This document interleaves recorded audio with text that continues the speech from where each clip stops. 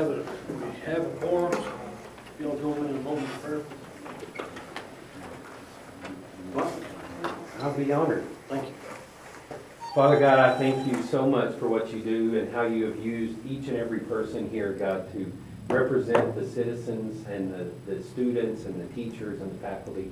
God, I pray as they hear about the budget as well as review the audit, God, I pray you give them wisdom, show them things, and God, thank you again for these men and women's time and their energy towards serving our community. I love them, and I thank you, God, for them each and every day. In Jesus' mighty name, amen. Thank you, Mike.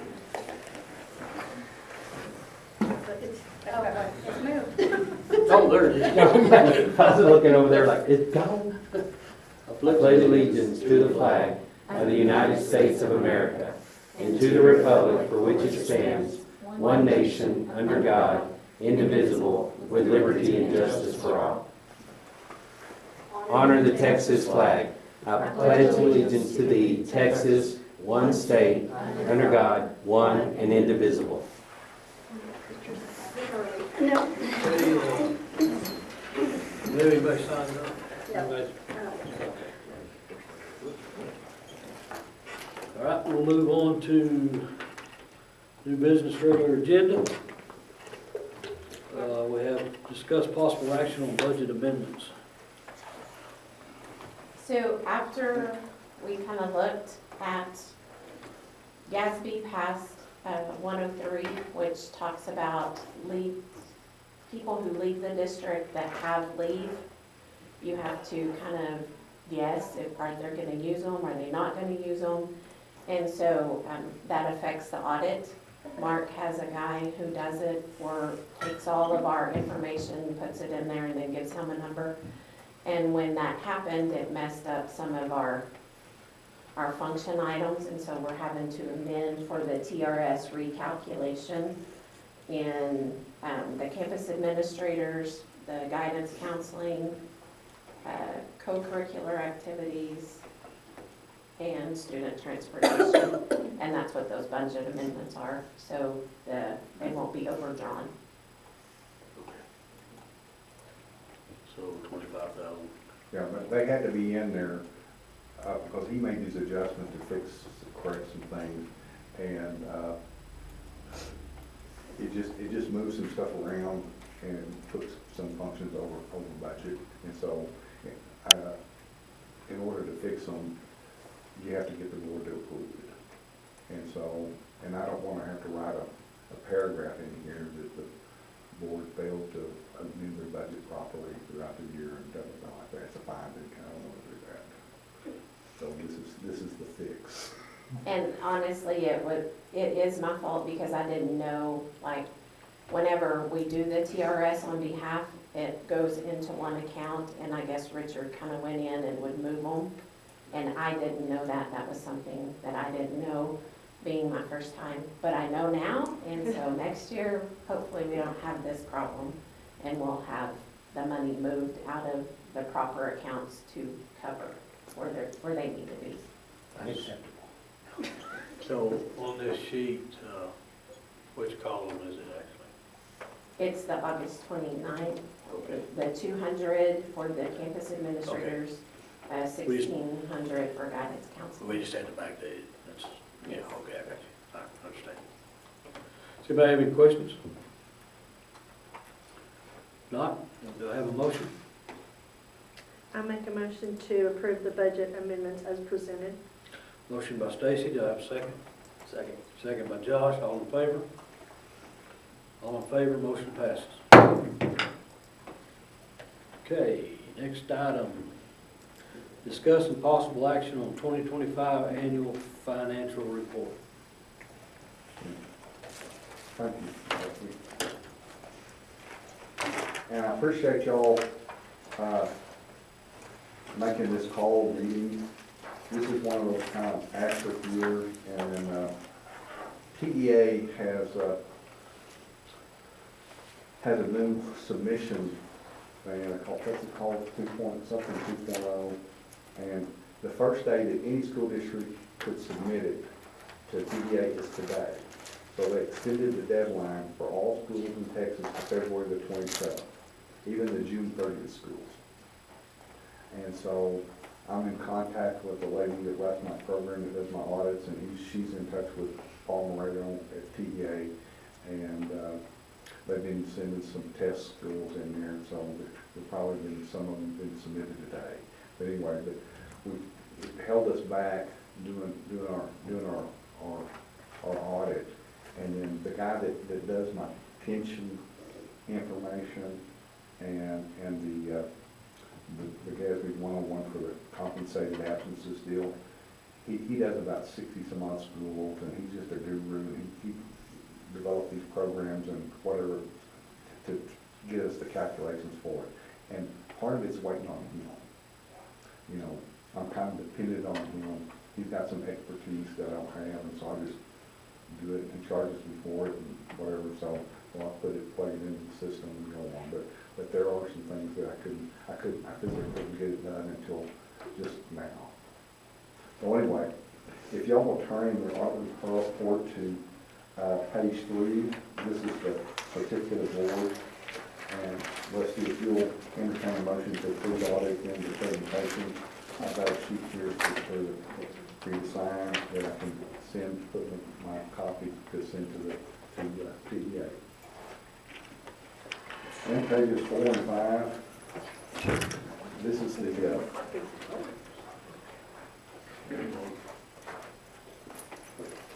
Council. 4 and 5. This is the opinion letter. It uses federal, state, and county general accepted accounting principles, and it's like what PEA is looking for. Pages 6 to 11 is the MD&A, or management discussion and analysis, and this is a narrative of some of the things I'm going to go over, and I usually don't read this thing here, but I'm going to go over all the numbers in the audit report. Pages 13 and 14, these are the statement of net position and the statement of activities. The statement of net position on page 13, A1, are all the accounts that the school keeps, that Courtney keeps, the assets, the cash, etc. Plus it adds a few other things to it. And this thing evolved where several years ago when they did this is about 20 years ago, schools and governmental entities decided they needed to put their assets on their financial statement, not just the regular financial statement, but their buildings, equipment, et cetera, like that, and then take depreciation on it. And when we first started doing this, I remember coming out here and then we had some older buildings on the book that nobody ever, some of them you didn't even know when they were bought or how much they paid for. So if you didn't know what they were, you guessed. And you just put them on there. And then everything after that, like for instance, the old junior high that was tore down was one that nobody had any records of. We guess on the amount of it. So for instance, if it was built in like 1940 or whatever, let's say 75. I know it wasn't built. I know it was before that. But and then it had a 50-year life, and so. We put it on there and took half the depreciation on it and took it at that point in time. And so anyway, we guessed that. And since then, we started putting them on there. And so you look back on page 39, this is the fixed asset schedule that we had. We added 142.8 in vehicles this last year. And we're in deletions, and we took $424,000 in depreciation. And that depreciation was allocated to these functions listed below, the 424. And then the net of that is the $3,943,000. That's what adds up to 85 and the 35 and the 321 adds up to. Then you put on here the bonds payable and your compensated assets. The bond payable schedule is over on page 40. We had the old bond, the 14 bond is on there, you're still paying on it. And then you added the new bond, $6,470,000, and that's going, there wasn't any payments made on it this last year, it was just interest only. And so the total bonds payable was $12,509,893, included the interest accretion down there, $94,000. And that's reflected over here. And then the next thing that's on there, if you turn the page on page 41, out towards the middle of the page, it's got this pension liability, the OPEB liability, and then the compensated deficits. The pension liability is the TRS pension liability, and that is described over here on page 44.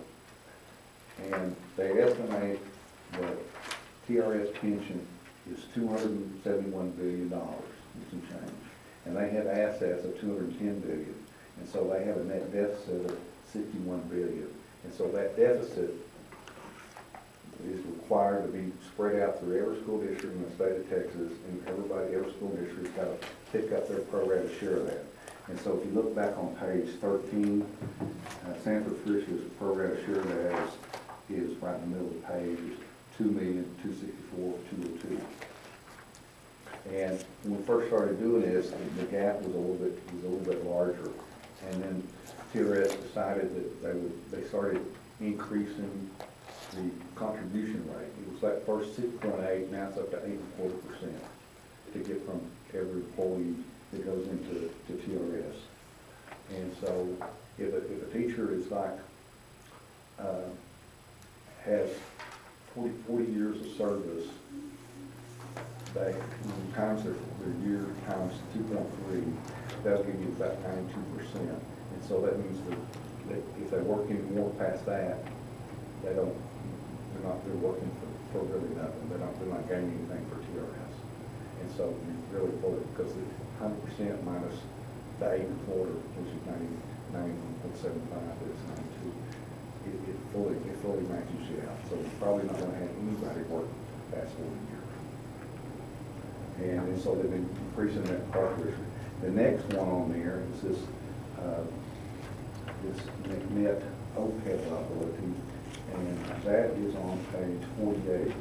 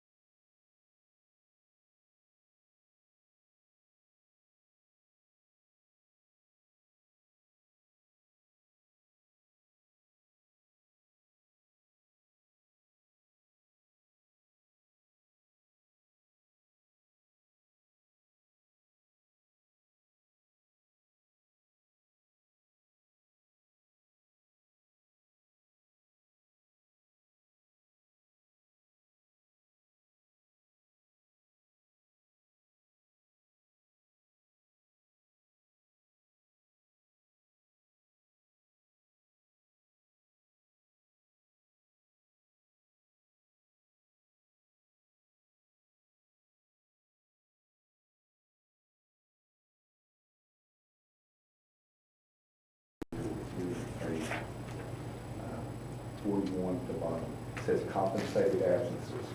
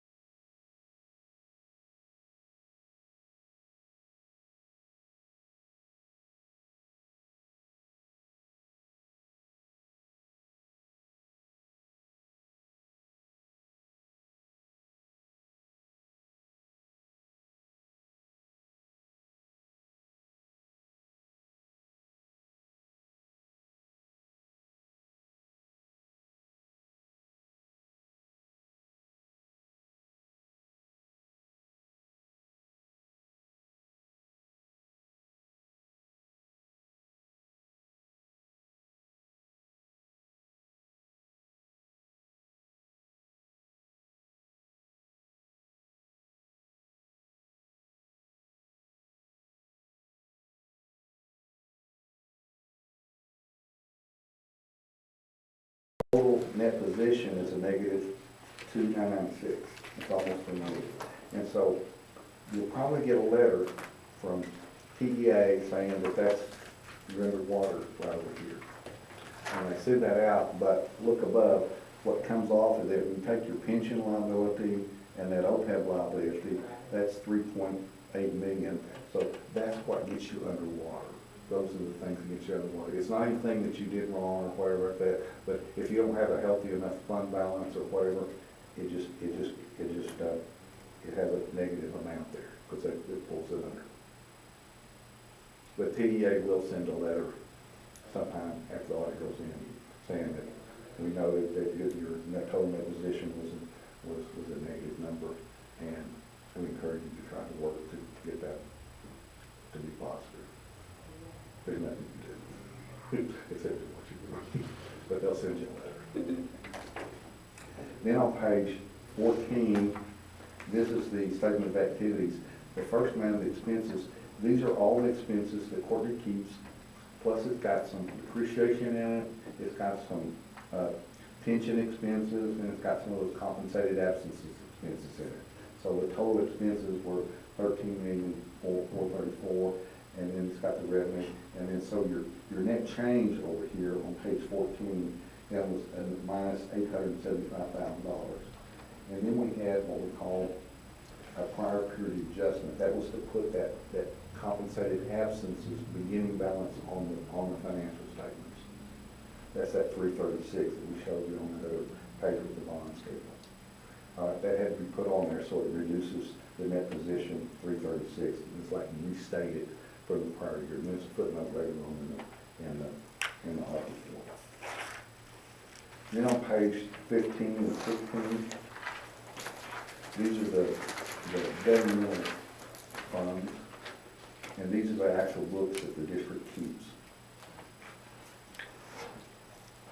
You had cash of $947,000, your investments were $3.592 million. The delinquent property taxes were $337,000, and you had a due from the state of $1,382,000. And you had accrued wages and total expenditures of $320,000. The unavailable property taxes of $242,000. That's the $337,000 minus the $95,000. That's the amount that I estimated is your uncollectible portion of your property taxes. And so you have a fund balance of $5.6 million, which is still pretty good. I remember the days it's always been a little over $3 million, and it's gone up, and so that's pretty good. That's adequate. And then in debt service, there's $274,000 in cash, and then we have a liability of $97,000. And so its fund balance is $274,000. Capital projects, the first cash position is a minus $254,000, and the investment account is $42.99. There was a check to transfer from one to the other right at the end of the year. I wish it had happened a few days earlier or whatever, but it just caught in there where one was in the hole. That was what was on the statement, but you had money and other stuff to cover it. So they kind of collapsed into it. So the net amount was $1,045,000. And that's how much you have in your account in capital projects. Page 17, these are all the funds from the governmental funds. It's a reconciliation of your total fund balances down to the net position that's shown on page 13 and 14. And that's the ins and outs. It goes from 9.9 million down to 2 million minus 2.996. Those are the changes in it. It's got your pension and your stuff subtracted from it. Page 19 and 20, this is the statement of revenues and expenditures. On down the general fund side, there's $11,147,000 in revenues, and then expenditures were $9.9 million. There was a transfer in of the $250,000, and that came from the capital projects fund to reimburse the general fund from some expenses that it previously paid. And then you have a transfer out of $81,000, and that went to cafeteria for the child nutrition program. That was to cover the deficit in child nutrition. So you have a net change of $1,000,004, and so your fund balance last year was 4.189, and so it ended up 5.6 million, which is very good.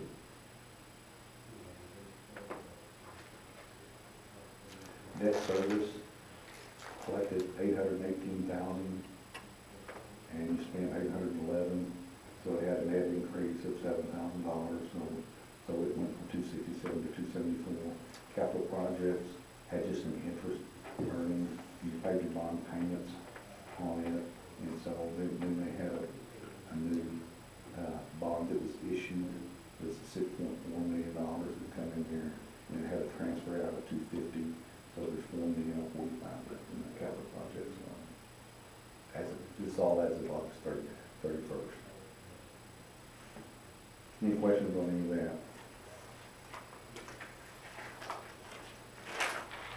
On pages 21, these are the net changes in your fund balance. 5,464, and it goes down to your change in net position is listed on page 14 of a negative 875. The D1 on page 22, this is the workers' comp fund. It's got $251,000 left in it. And on page 23, you get on $9,000 in interest and pay out a few little costs on this. So it added $9,000 to last year's balance of 242, and so that 251 in it.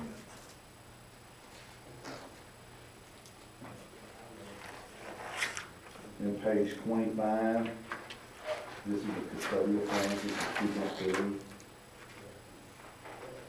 It's got $93,000 in it, and then we do it ins and out on it, so put on here.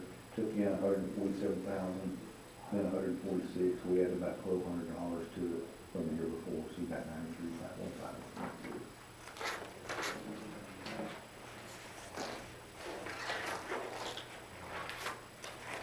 Pages, when we go to footnotes, I want to get you through, we've already talked about a lot of this stuff in here. We're trying to figure on page 39 and 40, we've already talked about capital assets and the loan plan, and then we'll go into the pension plan, we talked about that.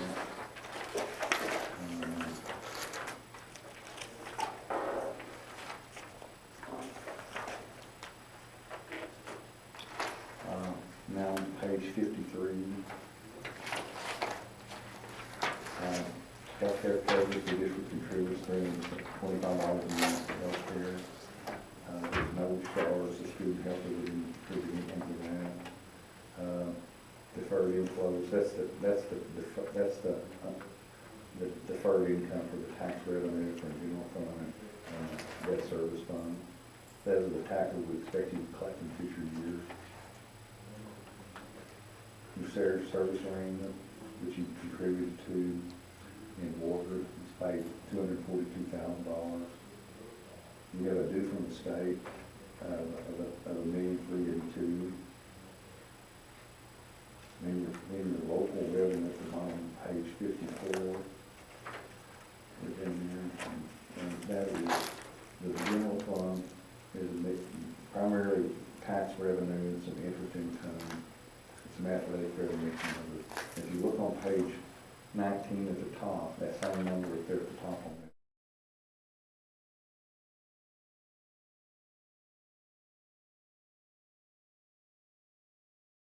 Special revenue, that's the student lunch program. They received $9,617. Capital projects, investment income $257, and then the workers' comp fund had $9,000 in interest income. So your total local revenue is $2,223,75. Then on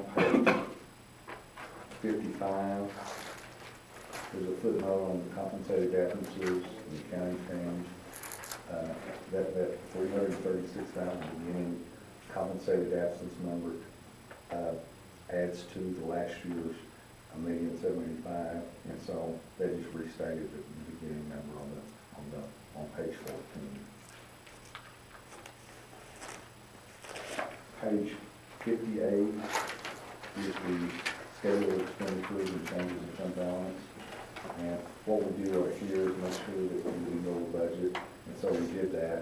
That's where that amendment there, there was some minus, that's why those numbers were kind of tied over there, those ones that we amended. And so your total budgeted fund balance was $3,312,000, and you actually have $5.6 million in actual at the end of the year, which is very good. It's a net increase of $2.288 million.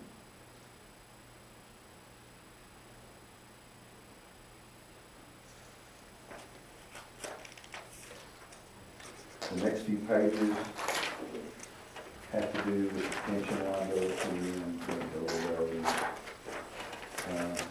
pages 65 and 66.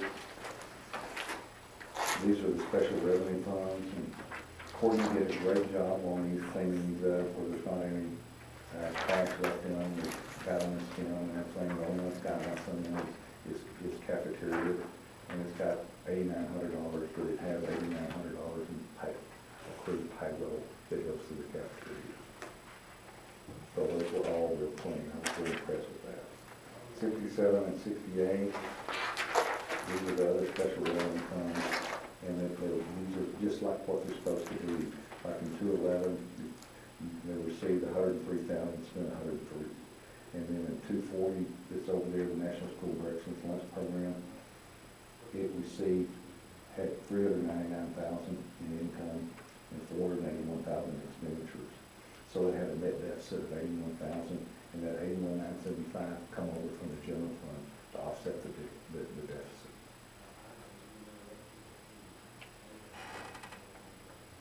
And other funds worked out just fine. Worked out really good. Then we go here to the tax schedule, the income tax receivable.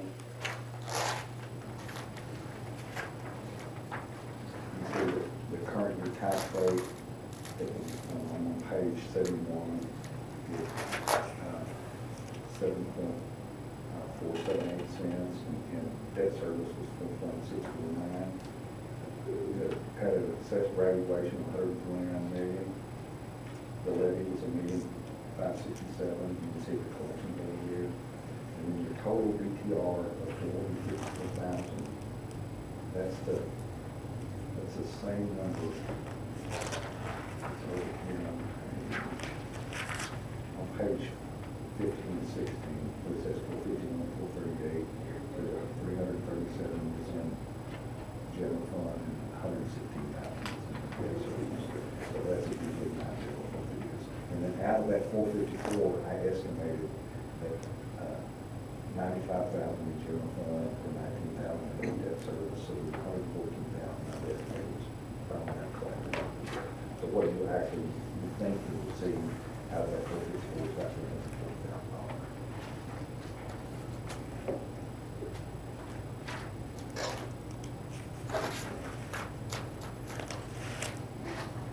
Pages 73, 74. This is the child nutrition program compared to the budget. The budget was 491. We spent 481. And then the J3 on the other side is the debt service fund compared to the budget. Then we have a bill on page 75, which is the state comp ed allocations and bilingual. The district received $570,000 in state comp ed money, and they spent $403,000. State comp ed is a program the state provides to you for kids that are at risk of graduation. And so these at-risk students there, they can be pregnant or low income, minority or whatever like that, we get extra money for that to help educate them for for different classes. And then the next one is bilingual, that's kind of self-explanatory. You receive about $692, $56.92, and you spend $41.79.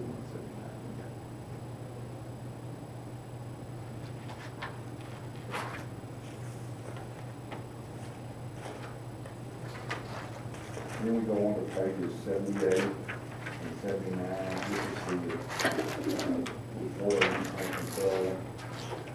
What we do when we get here, we get send Courtney a list of checks, random sample checks for her to clear the invoices for. We compare the check number to an invoice to make sure it's paid and it's the same amount. And we also trace that same amount to the books and make sure it's all clear. There's no problem, everyone will check it out. We also go through the bank reconciliation, make sure the cash ties out, do confirmations from the bank, do on investment accounts. I do a confirmation of the amount that the state owes you. There's a TDA payment report, or a state TDA payment letter, foundation payment letter, I would say. It tells what that means, reading to, that they said they owe you. And so I confirm that with the state on their website. They have that. We look at your payables, we look at your accrued wages. We go through the revenues and get a confirmation of the tax revenue from Kerry at the tax office in Stinnett, Kerry General, and we compare, get that, put that in our system in there, what she said, and we compare that to what the district said that we received in taxes. We look at your budgets, we do bank reconciliation, et cetera. And so, based upon all that we do, there's a sentence at the bottom of the first paragraph that says the results of our tests because no instances of non-compliance or other matters will require to be reported in that auditing standards. That's a clean report. That means that there's no findings in anything in the report. Everything is all like it's supposed to be. This is the one that you want to keep. Then on page 50, 80, this is the communication of those charged with government.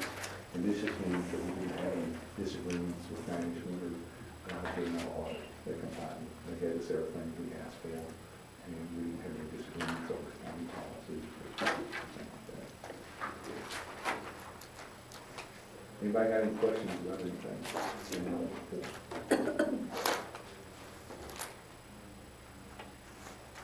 I do want to tell you that it's always a pleasure to come back to Sanford Bridge. I had the opportunity to have my 50th year, I'm telling my age now, 50-year class reunion here this last summer. And we come over here in this very room, had a little reception and everything like that. And so it was very, very nice and whatever, and I was proud that I showed some of the people up there my name on the board like that I've been here before. And so anyway, I'm always glad to come back here. If you hadn't already heard, there's a reason my colors are blue.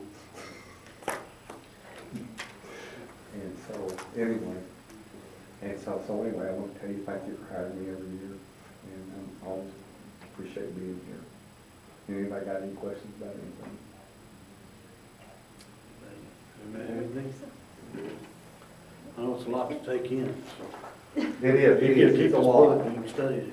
And I tried my best to get this to you earlier. My son helped me with my audit reports, and I never could quite get a file in soon enough to get these up to Kim. Kim asked for them early, and so I know she got them to you today, but that's as soon as I got them. And so it's nice to have it. I understand. I said I appreciate it. Some of them don't do that. They don't do it, but I think it's nice to send them to it. And then the way your board is right here, I go to some of these meetings, and they're sitting around a little word table or whatever like that. Nobody has a computer. They don't have name tags. This is one of the most professional looking boards that I do around the Panhandle. And they go from one spot, even like I do the one at Bushland. This looks so much better than what they do there. You know, Canadians, they do anything like this. You know, PSP's got a little boardroom, but it's not like this, you know. But y'all have one of the best boardrooms of any district that I've been to. And, you're doing it right, and we've always had computers up here going through it, but she, you know, Kim's doing it right. She wants to give you a board packet. Used to print these things off and make copies, and then just do it in a PDF and just do a flash and email it to everybody. And you write it up on your computer already. But y'all are doing a lot of things right. Well, thank you. Okay, if nobody has any questions, I have a recommendation, I have a motion to accept this financial. I move to, or I'll make the motion to approve the 2025 annual financial report. I have a motion by Stacy, do I have a second? Second. Second by Trey, all in favor? All in favor, motion passed. I got a sheet here. I make a motion to adjourn. Well, I guess we need to take care of this first, sorry.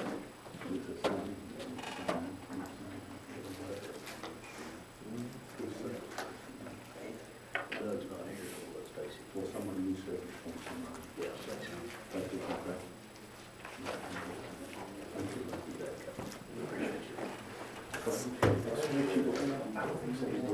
I'm on time. Just leave that, just-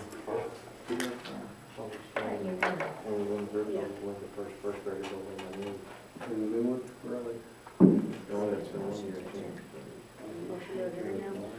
I'll make a motion to adjourn, do I have a second? Second. All in favor? Meeting's adjourned. 6:30.